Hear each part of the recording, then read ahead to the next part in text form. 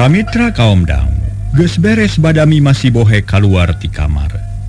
Dituturkeun ku Surajaya si bohek nyamperkeun ka babaturanana. Ari Surajaya asup deui ka kamar Nyi Partiwi gek biuk dina kursi gigireun ranjang. Kumaha hasil badanten teh Kang? Kieu Nyai engkang tos rengse badanten sareng si bohek. Hasilna aya dua putusan, kahiji si bohek isuk sinamiang pikeun milari pilanongeun. Kamana wae nujuna ku Nyai kudu dibakalan artos sacukupna. Kaduana engkang tetep pada mios pageto ka Majalaya ngantang tos aya jalan nu kirang raos kana manah Nyai. Cek Surajaya bangun asa-asa rek nyaritakeunana. Raos atanapi teu raos kanggo abdi masami wae Kang. Sawios asal usaha engkang teu kaganggu teu matak janten halangan kana kalancaran usaha. Mangga saurkeun ulah ngaraos cangcaya ka abdi. Partiwi surti manehna geus buleud hate rek nidinan kana kahayang salakina. Ya nuhun mun kitu mah Nyai, kieu maksud akang teh kumargi tetep kedah ngabantun istri, kapaksa engkang bade milari hiji istri nu tiasa nyuluran Nyai kumaha teu kaabotan. Nyuluran dina lersan manana Kang? Nyuluran sareng nabungkul kanggo saheulana nanging kapaksa karerencangan mah bade disebatkeun bojo engkang margi kitu janggieun engkang teh. Nyi Partiwi rada ngageter hatena najan tadi geus buleud oge ari ngadenge kitu mah teu burung aya karasana. Tapi batin Nyi Partiwi geus kuat sakeudeung geus bisa ngadalikeun perasaanana. Mugi-mugi we usaha engkang lancar abdi mah ridho ngidinan kanggo saheulaanan. Mangga wilujeng angkat. Kitu ceuk Nyi Partiwi semudu mareuda dina hatena asa aya nu ngaganjel tapi diteger-teger. Nya nuhun upami kitu mah engkang regreg sarta moal honcewang. Nanging hapunten nu kasuhun margi ku engkang ge tos ka kasawang. Manah Nyai moal raos sing percanten engkang teu aya maksad sanes, da ieu mah kanggo kalancaran usaha urang duaan. Teu sawios-wios Kang abdi mah ridho nanging saha nu kapilih kanggo nyuluran abdi teh. Kenging abdi uninga kana jenenganana. Ih, nama kitu kenging. Da ieu mah teu aya maksad sanes. Tangtos we Nyai kedah uninga supados teu janten tanda tanya dina mana. Nu kapilih ku engkang Nyi Suti mah sananging tacan terangeun manah nama. Manehna mah da can kanyahoan. Nadaikeun atawa moal margi ieu mah sanes neme rencana. Mun ieu mah neme rencana upami Nyai satuju, tangtos dijalankeun. Nya upami teu satuju nya tangtos dibolaikeun ku engkang ge. Mangga abdi mah satuju bae, abdi mah percanten ka engkang nu bakal kiat mayunan cocobi. Oge bakal kiat mayunan dodoja. Ceuk Nyi Partiwi kawas geus nyari dona padahal mungguh dina hatena mah teu burung aya rasa melangan eleh keneh ku kasatiaan. Jeung deui geus kuat kayakinan yen Partiwi teu meunang goreng sangka kanulian komo deui ieu mah kanu jadi salaki. Surajaya kacida bungahna lantaran teteh lapisan badami lancar. Teu aya nu matak jengkel geus kitu mah Surajaya jeung Nyi Partiwi nyaritakeun nu lain-lain. Ngobrolkeun pangalaman dagang poe eta. Kaayaan beuki peuting nu ngariung di tengah imah mimiti ngurangan. Lantaran nu sejen mah pating goledag di dinya teu kuateun ku tuluh. Nu nyesa karitiluan nyatana si bohek jeung Mang Kayim katut Mang Juha. Nu teu tali brasare para mitra teu tentrem hate lantaran inget wae kanu bakal datang. Dina kaayaan kitu Mang Kayim nanyakeun ka si bohek. Kumaha badanten jeung aden teh jang moal naon hasilna atuh? Kieu mah isukan kuring derek ini nyangan lanong ieu. Susuganan aya milik bisa ngajodoh jeung juragan istri kitu. Ari Mang Kayim kadinya sing bisa dianyalkeun yeuh. Lantaran aden teh pake torek miang deui cenah kitu. Rek nyumpunan undangan teh. Oh, jadi kitu nya syukur ari geus aya katang tuan mah atuh. Mang mah milu bunga we, milu ngadoakeun muga-muga sing meunang ubar nu mati. Ceuk Mang Kayim mani marah. Sabab aya harapan kana hasil. Satuluyna nu tiluan uplek ngobrol sagala dicaritakeun ngahaja teu sarare. Bisi nu teu damang aya pamunutna. Atawa bisi aya naon-naon nu teu dipiharep. Peuting eta taya naon-naon nu tunggu lugina nu sejen oge nya kitu. Isukna Surajaya geus mandi jeung bebersih tuluy nyaur ka Sutimah sangkan ngadeuheus ka kamar. Rek diajak badami ngeunaan rencana teh. Sutimah meuni surak hatena lantaran asa aya kasempetan keur ngajalankeun sakabeh rencana kuat manehna asup ka kamar mamandapan bangun ajrih padahal ngan ukur sandiwara wungkul. Aduh juragana punten nu kasuhun mari abdi teh maos cologok barantos kumawantun lebet ka ieu kamar. Bade pikir saeu naon juragan teh? Cek Nyi Sutimah sopanaker. Tuluy ngareret ku juru panon ka Partiwi nu tetep ngagoler dina kasur milu ngabandungan. Teu naon Sutimah, maneh memang dihaja di tah ka dieu lantaran aya badami keuneun. Bangna diajak badami di dieu ngarah kasaksian ku juragan istri sabab ieu teh penting. Sanes kitu Nyai, Surajaya ngareret ka Nyi Partiwi. Laras engkang mangalajengkeun. Kieu Sutimah. Isukan kuring reka kota deui tapi ayeuna mah lain rek dagang. Moal mawa bala jeung moal tumpah kuda. Sabab rek ngahadiran onangan nyaksian pesta kawin nu diayakeun ku babaturan kuring. Tah kulantaran kitu kuring kudu init jeung pamajikan sedengkeun juragan istri batan sakieu. Jadi kuring rek mentari dona ti maneh yen isukan rek dibawa ka kota ku kuring. Jadi gaganti juragan istri saheulaanan. Maksudna lain pamajikan serep lain, tapi ieu mah ukur keur nutupan bibirang wungkul. Maneh di ditu kudu api-apinya jadi pamajikan kuring sarta ku kuring rek disebutkeun kitu ka babaturan. Tapi sing ingat, ieu mah sandiwara wungkul ye. Lain sanyana. Tak kitu maksud kuring teh. Karti tawan teu? Mun teu inget kana kaayaan mah harita Nyi Sutimah hayang surak bari emprak ajerag-ajeragan. Tina wahing ku bungah-bungahna sabab eta pisan nu diarep-arep beurang jeung peuting. Puguh we geus teu bisa katahan deui bakat ku bungah-bungahna paroman bear marah maepok ngajawab.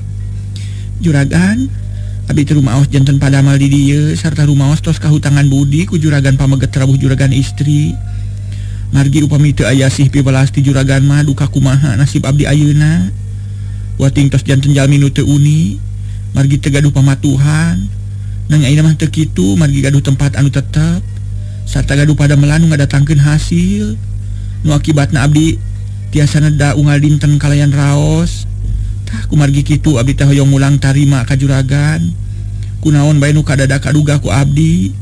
Taina jalan kitu atuh tangtos abdi teh sejang hiringan. Bujeng-bujeng didamel suluran juragan istri. Sanos bade dialal nyawa ge ikhlas ridho. Kitu ceuk Nyi Sutimah bisa-bisa nyaritana keur meuli-meuli hate Surajaya. Puguh we kadengena ku Partiwi matak panas kana hate tapi kulantaran geus kecape heula satuju atuh teu bisa kumaha. Nya syukur ari ngarti jeung daek mah kuring bunga. Sabab rancana kuring moal gagah tapi maneh kudu inget ya jeung kudu sadar yen kudu ngajaga kawibawaan kuring ulah ngerakeun ulah dusun. Unyuk sumangat juragan abdi masih jang ngiringan bade diestokeun pisan. Nang hapunten we ka juragan istri abdi teh kumaha lancang ngaluluhuran ka salira. Sutimah neuteup ka Nyi Partiwi. Teu naon Sutimah sabab kuring teu bisa nyumpunan kewajiban. Da puguh kaayaan kuring batan sakieu jeung Sutimah ka ditu.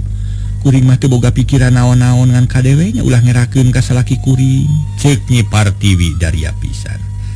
Sumangat juragan abdi bade tumut kana amanat salira. Geus kaharti sakitu mah Sutimah. Geus. Surajaya bangun teu sabar. Janten salajengna kumaha juragan? Nya mun geus kaharti jeung geura manis sing bersih. Diangir kokosok kuku keuretan beungeut kasai. Tuluy milih pakaian nu meujeuhna mun eueuh nu weujeuna ngadak-ngadak meuli. Hatur nuhun juragan. Kabungah jeung kasukaan Sutimah cacap sapada harita. Mun teu era hayang surak satarikna bari lulumpatan di tengah imah, tapi bisa keneh nahan diri teu matak ngabarubahkeun. Sanggeus beres badami jeung Surajaya Sutimah kaluar ti kamar, muru ka kamarna bari lungak linggek umeulis.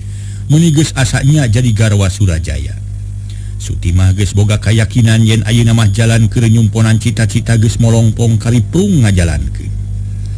Gancang ngacarita poe nu ditangtukeun geus kasampeur, Surajaya amitan ka pamajikanana nu harita maksakeun hudang.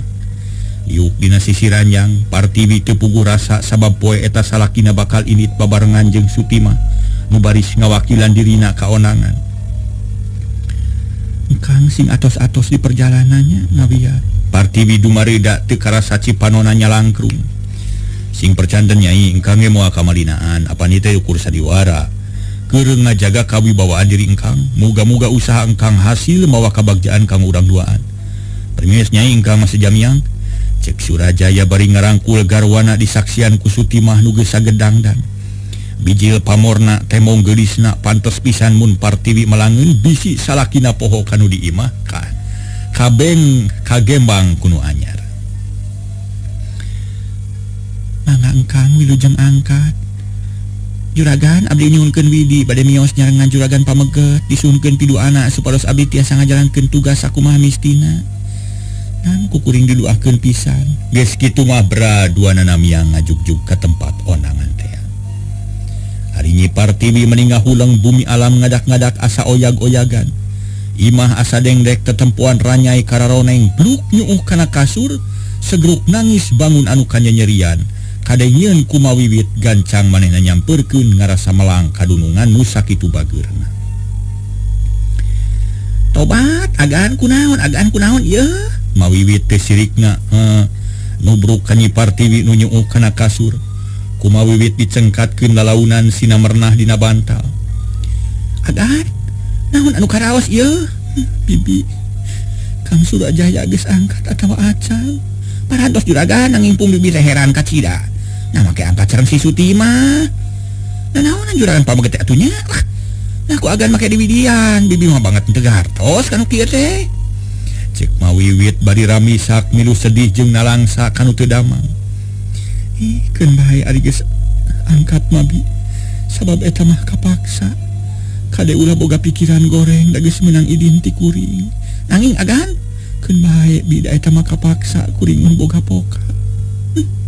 Kitu naon atuh maksud agan teh teh? Mawiwit tetep penasaran. Sabab melang bisi matak jadi goreng temahna. Kawan tu jadi beda Suti mah teh asa centil jeung kumelis. Salaki kuring teges janji rek kaonangan sarta janji rek bareng jeung kuring. Tapi kuring teu bisa nyumponan. Sabab kaayaan kuring batan sakieu. Pikeun nutupan wiwirang salaki kapaksa kuring ngidinan ka Suti mah. Pikeun nyuluran diri kuring kaonangan tah kitu nu jadi sababna mabi. Partiwi neger-neger hate dari jerona mah leuwih ti Mawiwit ngagolakna bakat ku sedih. Nanging agan gagabah teuing agan lah kumaha lamun si Suti mah culangung. Kumaha lamun juragan pameget nyolo wedor. Kumaha moya kajanten anu teu dipiharap ieu. Margi si Suti mah teh geus dangdan mageuring meuni demplon geulis jeung centil. Melang bibi mah terus terang we ka agan teh lah. Keun wae mah ulah sok goreng sangka eta mah awon. Ayeuna mah mending panyokotkeun cai hangat kuring hayang minum. Cek Partiwi nyalengorkeun obrolan. Sangkan teu museur dina urusan Suti mah jeung Surajaya. Mangga Den, tos sayagi cai mata. Leos Mawiwit ka dapur rek nyokot cai hangat, malah sakalian jeung beuleum ulen ditamah ku kurup nog hayam sasiki.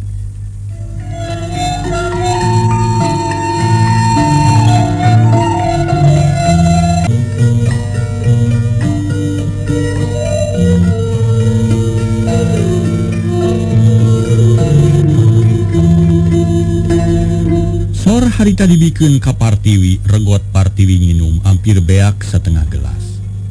Geus kitu mangga hulang bari neuteep lalangit disaksian ku Mawiwit nu teu oleh inget kanu arini. Juragan dupi jang bohek angkat ka mana?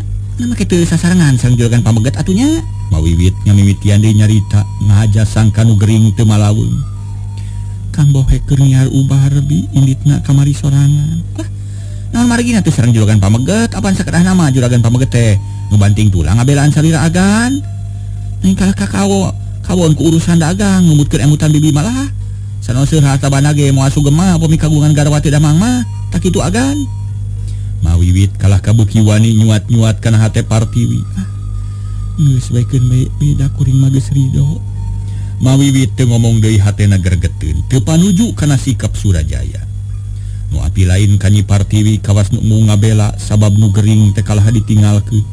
Kala milih babarengan jeung Suti mah akhirna Mawiwit boga pikiran goreng sabab disaprak kadatangan Suti mah jeung baladna kaayaan di Imah Surajaya jadi mineng aya kajadian nu aneh. Nu teu kaharti ku pikir teu kahontal ku akal. Melang aing mah palang siang si Suti mah jadi bibit burawit ieu teh. Bakal jadi mata holang kaributan. Cilaka mun kieu mah juragan istri geus mimiti nanangan cocoba. Kudu kumaha nulunganana aing ieu. Ceuk hate Mawiwit bari melong ka dununganana. Tapi Partiwi teu malire manehna kalah kapeureum sedengkeun pikiran kumalayang kanu anggang inget ka bapana, inget kana rupa-rupa amanatna. Tuna heula kaayaan Nyi Partiwi nuker nanangan kasakit anu kacida matak sedih. Ayeuna urang caturkeun kaayaan Surajaya nuker aya di setengahing perjalanan. Harita lumampah duaan dina kareta nu ditarik ku kuda hideung sadua-dua. Ti mimiti miang ti imah duaan can aya nu nyararita Surajaya asa kagok rek ngamimitian. Komo Sutimah malobah keneh karisi karempan. Bisi ngajaheutkeun kana hate dunungan. Sedang Surajaya sababaraha kali ngareretan ku juru panon. Naksir kaayaan Sutimah nu memang moal matak ngerahkeun. Da geulis jeung lenyang matak pikabitaeun. Surajaya ukur ngupat jero hatena. Geuning cahaya anari dibungkus nu alus mah horengna naon we ge teu kate bisa katemong alusna. Munapik mungkusna mah. Tapi aing asa kagok rek ngajak ngobrol teh sieun si Sutimah jadi nyaluntang. Kitu gerentes hate Surajaya bari ngareret ka Sutimah. Kaparengan Sutimah keur maling reret atuh treup panu treupna bantrok. Renghap Surajaya narik napas jero peungeutna asa nyiak beureum. Sora kuda lumpat anger taya robahna saolah-olah ngandung irama nu matak ngeunah kadengena. Dialokan ku sora manuk, dipasieup ku sora sejena, kayaning sora pating keresek ngadaun anu oyag katebak angin, sora gilining kareta jeung sora pecut sakali-kali. Barang anyog kapileungan kuda ngenoran lumpatna lantaran jalan loba nanyak jeung renyul. Barang keur jongjon lumampah celeng aya kerud luncat ka jalan megat kuda nu keur jongjon nari kareta. Reg kareta eureun kuda ngajaul hayangeun balik deui. Sieun ku kerud nu ngadepong rek ngarontok. Alah. Nah, si sinarieun jeung aya kerud ha? Biasana ge tara ceuk Surajaya bari kop kana jam paring dipentangkeun kana kerud. Tapi barang jam paring dilepas kuda ngajauh deui atuh jam paring teh ngabelesat ka luhur. Teu keuna kana kerud, gaur-gaur kerud teh ngagaur siga nu ngahaja nyingsieunan kuda. Surajaya gugup celeng luncat bari ngajewang pedang nu meunang nganyayagikeun. Maksudna rek nekad ngalawanan kerud anu kumawani megat. Atuh puguh kerud jadi amekeun langsung narajang ka Surajaya. Gaur-gaur disada bari nyamer. Celeng Surajaya luncat ka gigir dibarengan ku nyabetkeun pedang. Bruk pedang murag katubruk ku kerud atuh bingung Surajaya manehna unur-unuran. Sutimah, hati-hati aya kerud. Cek Surajaya bari taki-taki panon muroleng ka musuhna, taki-taki bisi narajang deui. Sutimah turun kalayan tenang kuda sina cicing deukeutan ka lame. Juragan, unurkeun ku abdi urang yang hareupan kerud eta mah. Ih, ulah Sutimah ieu mah kerud edan yeuh. Moal kuat maneh mah atuh. Surajaya hariwangeun. Mangkaning Sutimah make samping moal laluasa pikeun ngalayanan kerud anu sakitu galakna. Tapi Sutimah teu malirek ka Surajaya manehna maju bari mawa batu segede peureuh. Panan mencorong kana kerud, celeng kerud nyerang ka Sutimah dipapag ku batu hiup beletak kana talangna, cungkel kerud ngacuralit ka tukang. Gagauran bari kekejet, tungtung ngales ngalupaskeun nyawa ngajoprak di tengah jalan, tarangna bejat dikakeunaan ku batu teh. Nempo kajadian kitu Surajaya olohok, teu percayaeun lantaran eleh kesit ku awewe. Manehna geus soak nempona oge tapi ku Sutimah mah dibaledog ku batu bisa paragat nyawana. Juragan mah ngalingi deui kana kareta urang lajengkeun perjalanan. Cek Sutimah tetep ayem manehna siga teu riuk-riuk tas merangan kerud teh. Oh, ayo atuh ayo. Surajaya gugup keneh kalacat ungah kana kareta, kudana dibabener deui. Sutimah nuturkeun gek diuk dina urut. Nuhun Sutimah tetela anjeun lain istri samanea aya buktina geus sanggup mateni kerud galak. Surajaya teteg hatena nganuhunkeun ka Sutimah. Kita mah kalaresan wungkul ganda abdi mah salaresna mah reuwas sok sieun ditubruk kerud. Nya ieu atuh abdi sing buriteun manten. Mangkaning kanu dijugjug jauh keneh. Kuda dikenjet beretek lumpat cara tadi. Nari kareta nu ditumpangan ku Surajaya jeung Sutimah di harita dua jalma teh teu ngabartem wae tapi galecok ngobrol nyaritakeun nu tadi kajadian. Gancangna carita Surajaya geus tepi kanu dijugjug langsung asup ka tempat onangan. Sutimah ngareneng jeung Surajaya teu jiga-jiga dunungan jeung bujang, tapi jiga salaki jeung pamajikan babaturan Surajaya aratoheun. Harita keneh silih kenalkeun matak resep jeung matak betah. Komo Sutimah meuni montel mung tingaleun. Teu sirikna pageye-geye salidana asa aya kasempetan jeung aneh Surajaya ge betah geunaker asa reueus mamawa Sutimah. Akhirna acara lekasan sararea paturai tuluy barali ka saimahna masing-masing. Surajaya jeung Sutimah menibungangang hatena lantaran asa tas nganyang ti surga. Mangih kabungah nu tayah hinggana. Atuh di perjalanan ayeuna mah teu kaku kawas tadi galecok sagala dicaritakeun. Sutimah beuki wani, Surajaya beuki moho. Kumaha ibuna Sutimah? Resep dionangan deh. Surajaya kacaletot rarasaeun keur dionangan menileleb nyebut ibuna. Kan tenang we engkang juragan. Sutimah ngajakeun hatena haneueul sabab Surajaya ngaralat omonganana. Beuteuk piluhun atuh kuring rarasaeun keneh puguh. Hapunten juragan, abdi teh asa dionangan keneh. Punten we tos kumawantun ka juragan. Kumaos cologog sareng culangung teu tiasa ngajenan kadunungan. Cek Sutimah api-api padahal hatena mah hayang salirana kikituan. Teu naon eta mah da hayang kuring. Nu dipaksa ku kaayaan ngan kuring amanat kadenya. Di imah ulah salah deui lantaran bisi jadi bibit penyakit dina rumah tangga kuring. Dupi di dia sabeos lepat gini kan nya ulah ari diaja mah bisi rasaeun kena ayeuna mah maneh teh jadi pagawe kuring lain garwa Surajaya tapi ku kuring ngarasa bunga ieu. Nganuhunkeun ka maneh sabab babaturan kuring kabeh muji sarta harga diri kuring teu ragrag. Cacakan mun teu aya maneh mah kuring teu baris wiwirang. Moal dicar percaya ku babaturan minangka imbalanana tinu ti ayeuna maneh ditaekeun pangkat nu tadina purah maraleb hayang antog ayeuna jadi purah ngabulaan kuring mantuan mawi. Nah rasa teh agan Sutimah api-api teu atoh padahal geus lila ngarep-ngarep kajadian kitu sabab aya leuwih minang padeukeut sangkan Surajaya beuki katadi. Bener kuring moal banyol ieu lantaran puguh jujutanana. Kahiji geus nyalametkeun kuring tina ancaman kerun, kaduana geus ngajait kuring tina jurang kawiwirangan. Eta jasa nu kacida gedena sabab ngajaga kawibawaan jeung harga diri kuring maneh anu geus ngalaksanakeun. Nu matak wajar mun maneh naik pangkat. Daek tawah henteu cek Surajaya bari ngareret ari Sutimah keur neutuh atoh dua panu bantroh deui. Harita teh ngalikeun geterna dua hate bet ngadadak matak geumpeur rampang reumpeuh. Kan kenalan agan nampi pisan abdi mah jawabna para mitra rada ngageter beumeut niak beureum era pacampur jeung ado. Nya syukur ari daek mah kudu kitu ari jadi jelema. Kuring teh rek nanyakeun ka maneh, nanya kana kajadian mimiti basa Partiwi teh damang. Kumaha teh mimitina? Lantaran asa teu kahar, piraku daging uncal make mata gering. Da kuring sok minang ngadahar daging uncal mah. Tara karasa naon-naon minah we nu aya. Cek Surajaya beuki wani nyaritana geus taya hahalang dina hate. Juragan abdi mah teu wantun nerangkeunana bilih kasihku margi rumaos abdi teh padamel. Nu kedah satia satu kadunungan teu kenging ngadugikeun anu teu puguh. Nah make nyarita kitu Surajaya heraneun. Margi mun abdi wungkul nu terang kana rusiah juragan istri sarta ku abdi moal diuca aceh kanu sanes margi terang eta teh awon nanging ayeuna ditaros ku jaragan asa abot nyangemkeunana. Surajaya beuki panasaran kataji ku omongan Sutimah teu karasaeun eles kuda dikenyed sina eureun reg kareta eureun. Surajaya ngareret ka Sutimah bari nanya darianaker.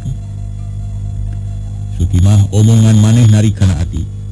Latak panasaran pisan kana hate. Cara-cara kasaeuna. Kumaha mimitina? Nah juragan moal bari sarta moal bendu ka juragan istri. Upami diterangkeun ku abdi.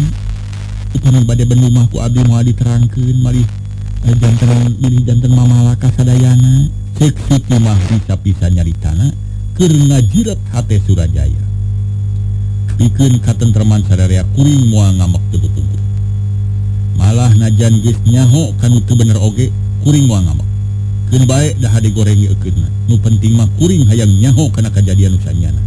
Lantaran ari gering kitu alatan ngadahar daging uncal mah asa teu ka hati ku pikir teu kawantar ku akal. Tok caritakeun kumaha rupiahna? Para mitra anu nuhun mobok manggih gorowong mengaret cadas manggih masjid paribasana aya jalan komo muntas dikeun Sutimah. Rek nate goreng di Partiwi kari-kari aya jalan sama atuh pok-pokan Sutimah para wargi sadaya. Nah saudara.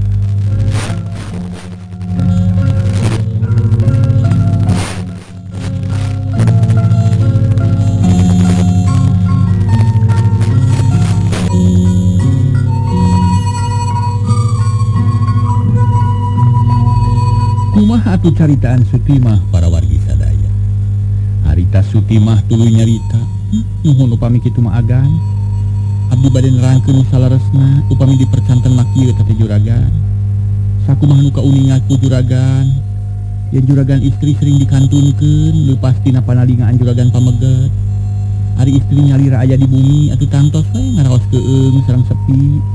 Sok rajeun ngawawaas kana kabunga, ngawawaas kana kasenangan. Nu akhirna timbul maksad nu anu ku urang teu kauninga. Nanging jelas kajantenan nya eta teu kebat Sutimah nyaritakeunana. Siga nu nya kagok ngomong padahal mah kabeh ge jijieun wungkul. Ulah asa-asa. Bae caritakeun kabeh, aya naon ieu teh? Mangga juragan utos kajantenan sarta kasaksian ku abdi. Juragan istri sok nampi tamu pameget tak kitu agan. Hah? Nu bener Sutimah? Pila ku Partiwi nepi ka kitu? Kuring mah seutik kitu percaya sabab Partiwi turunan resi. Jalma nu geus asak didikan moal tepi ka ngajalankeun kitu. Cek Surajaya teu narima ari ngadenge omongan kitu. Ari juragan kanggo abdi mah moal aya rugelna margi dipercanten sareng henteu sami wae. Malih kawitna ge moal diuca aceh kanu sanes da juragan ge peda ditaros eta mah mangawe. Emutan naha percanten atau nepi henteu margi buktosna ayeuna tos nyata. Juragan istri kagungan panyawat aneh, bilih juragan teu uninga. Eta panyawat kotor katepaan ti pameget nu teu uni. Ya abah teh Surajaya panas geus mimiti kagosok ku omongan Sutimah. Nu ngandung racun. Sajongjongan mah Surajaya teu nyarita kekerot nahan amarah, awakna kidir nafsu panon polotot bari kekerot. Juragan kade ulah bendu. Boh ka abdi, boh ka juragan istri. Margi tadi juragan tos janji ka abdi yen moal bendu. Margi upami bade bendu nu cilakana abdi bakal disesilan ku juragan istri. Malih mah teu mustahil upami abdi dipecat. Upami dipecat tuh kedah ka mana abdi nyalinung.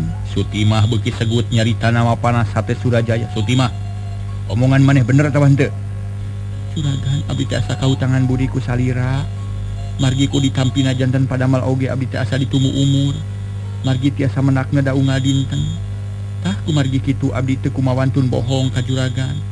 Margi upami ngabohong sami sareng hianat kanu ageng jasana. Jadi omongan maneh teh benernya? Laras juragan. Memang bener. Kukuring ge kaharti mun kitu carana mah. Kasakit kotor bisa naik kana beungit. Da geuning bau hanyir, tapi aya aneh, aya keneh nu can jelasin. Nama ke bisa kejadian kitu apaan di imah teh lo wajal mah awewe rayap lalaki rayap. Pina ku eueuh nu nyahoan? Padahal kabeh ge pagawe nu satia. Tapi naon we beja ka kuring? Surajaya beuki telik sarta sagala dipikiran jeung ditanyakeun tapi Sutimah teu eleh carita pok ngajawab kalayan tenang. Ari juragan jalmi mah tiasa diatur sungutna tiasa rapet ku artos. Saha nu terang padamal juragan anu kawitna satia teh janten luntur kasatiaanana margi ka kecocokan sungutna dicocokan ku artos ti juragan istri. Margi naon sesahna kanggo juragan istri. Di bumi bebas artos seueur harta moal kirang tangtos we sama mena ngabagikeun ka padamal anu satia. Panjongjon sareng aman, kitu pokna bari pepeta estu ngayakinkeun jeung bisa katarima ku akal Surajaya nu keur panas hate kaweur uteukna. Bisa jadi mun kitu carana paingan atuh. Mun kitu gan manawi ulah waka ngalepatkeun ka abdi. Margi abdi mah teu hoyong hianat kadunungan. Margi abdi ge gaduh paraosan sarta rumaos tos ditulungan ku juragan. Piraku bade hianat. Ayeuna kuring rek nanya, kumaha dedegan eta lalaki? Saban poena sabab poe naon wae datang ka imah saha urang mana asalna? Surajaya hayang jelas mani merekpek nanya ka Sutimah. Duh juragan hanya ka teuing margi abdi teh kirang terang kana dedegan sareng rupina komo ari kana jenengan sareng lemurna mah. Teu terang pisan margi juragan ge teu terang. Juragan terang ku anjeun apaan abdi mah salamina aya di pengker. Ngurus hayam sareng entog tara terang kana kaayaan nu salaresna. Eta ge terang soteh kawenehan. Parang abdi micieun runta aya pameget luntang lantung payunan tepas. Tah kitu nu salaresna magan nanging upami abdi tos dipercanten ngabulaan juragan mah tangtos bakal tiasa ngiring nalingakeun eta pameget. Bener. Kaharti ku kuring. Keun urang bejakeun ka Partiwi. Sangkan manehna dipindahkeun tugasna. Sangkan maneh dipindahkeun tugas jadi purah ngurus Partiwi jeung kuring. Ngan wayahna ayeuna kudu ngurus nu gering bari sakalian nalingakeun laku lampahna. Nah kitu keneh atawa henteu? Surajaya geus sagemlengna kapangaruhan ku omongan Sutimah. Mangga juragan nanging abdi mah aya pamunut. Menta naon? Pok caritakeun ku kuring rek tedunan. Mung sarupi juragan ulah bendu ka juragan istri.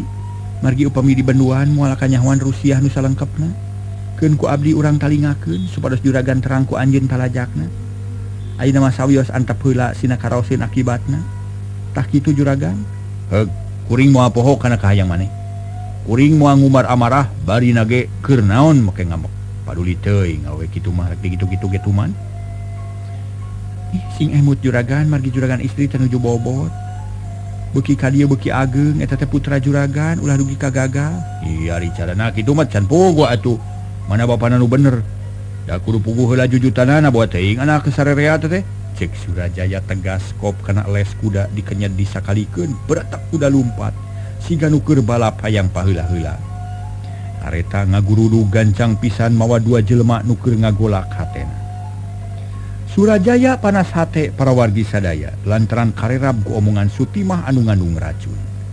Sedang hate Sutimah kebaku kabungah sabab geus hasil ngasupkeun jarum-jarum racun kana kahirupan Surajaya. Ngan kari nunggu ancurna bari ngadagoan barontakna, Sutimah geus taki-taki rek mulung ruruntuk haruntahna. Rek mulung ruruntukna. Rek dijieun wangunan anyar dina lebu katunggaraan batur nu dipika cecep ku manehna. Rasakeun sia Partiwi umur sia moal kungsi sataun deui. Samemeh anak sia lahir sia geus kudu ngasaan pait beurna baruang ti aing. Sok sia. Mewang jung kiring nama milik sia keneh tapi hate Kang Surajaya geus karebut ku aing. Rasakeun sia Partiwi. Kitu susumarna hate Sutimah nu geus ngarasa yakin yen usahana baris hasil. Ngagurudugna sora kareta sairama jeung ngaguruhna hate Surajaya nu pinuh ku perasaan campuran. Haneueul keheul kaduhung jeung gregeteun hayang geura datang ka imah. Hayang nyiksa Partiwi tapi Surajaya inget keneh kana amanat Aki Kalajati. Yang pati huri Partiwi aya dina dampaleungeun Surajaya. Sabab Aki Kalajati geus masrahkeun lahir batin. Mun aya pasalingsingan paham ulah nepi ka barontak kudu aya babadami anu dipake alat. Pikeun ngarengsekeun pasualan. Tapi Surajaya eleh ku amarah manehna teu boga niat rek badami. Paling-paling ngantep kanu jadi pamajikan. Kitu tekad goreng nu mimitin nancep dina hate pangaruh omongan Sutimah anu teu puguh.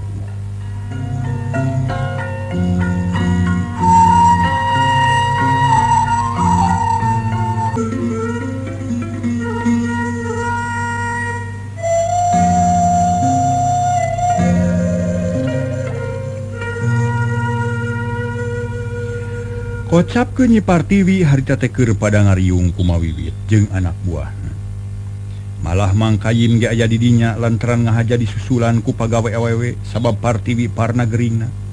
Kungsi ngajerit mata kariwang jeung panasna ngadadak jadi naek sakujur badan nyebret teu beunang di kitu kieu. Mah kumaha nulunganana atuh ulang caricing wae kitu.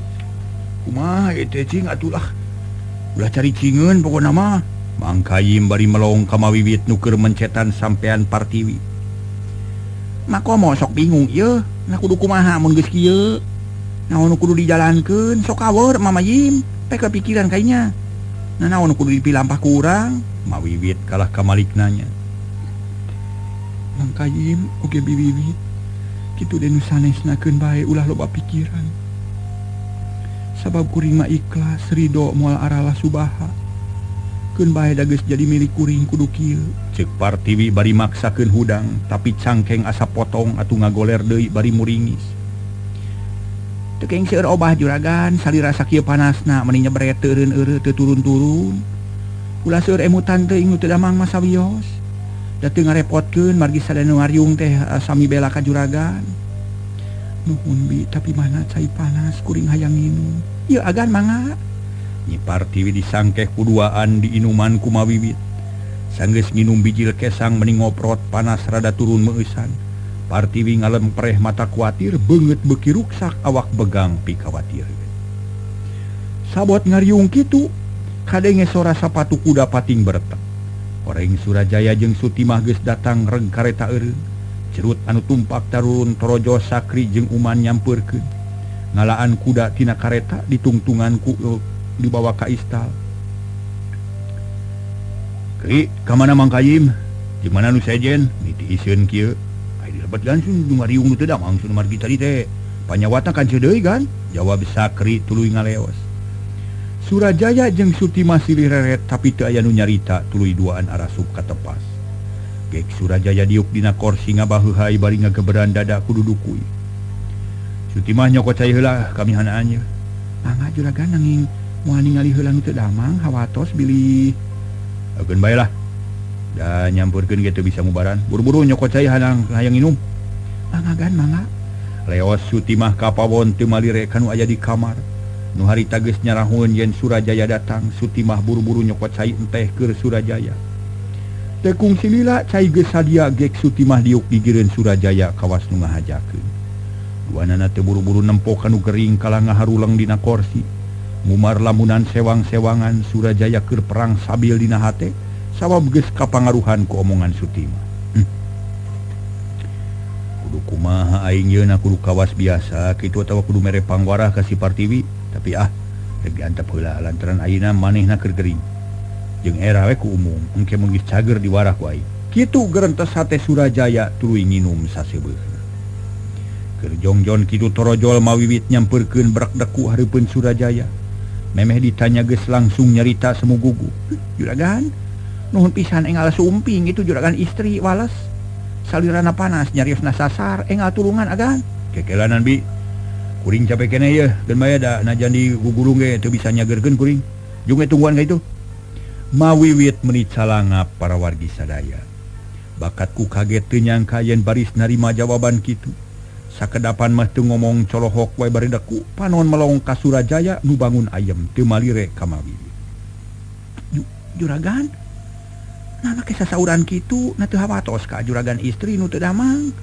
mawiwit ngawani-wani maneh tumanya sajalmana nu teu nya ka pamajikan tapi mun kuring capek kudu kumaha atuh kelanan da kuring ngarti mawiwit teu nema deui kahariwang dina hate jadi nambahan kacurigaan ka Sutimah beuki nganelan mawiwit terus cengkat ret ka Sutimah tuluy asup deui ka kamar bari hatena panas geheul ka Sutimah anu bangun tumaninah cicing jeung Surajaya malah mawiwit kukulutus dina hate bari ngegel bibir ti pepereket kurang ajar sia si Sutimah kumaha nyaluntang kadunungan sia sigan mah juragan pamget teh kapangaruhan ku si eta sabab beda pisan sikepna jeung kamari keun si ati-ati sia cek hatena tuluy nyampeurkeun ka Partiwi nu keur pada ngariung tapi eueuh nu nyarita ukur molohok melong kanu gering kocapkeun di tepas Sutimah ngarasa bungah lantaran geus bisa mangaruhan Surajaya nepi ka tega ngantep ka Partiwi nu keur gering parna tapi dasar nu belang bayah tara eleh aka jeung ekol bisa pisan ngarobah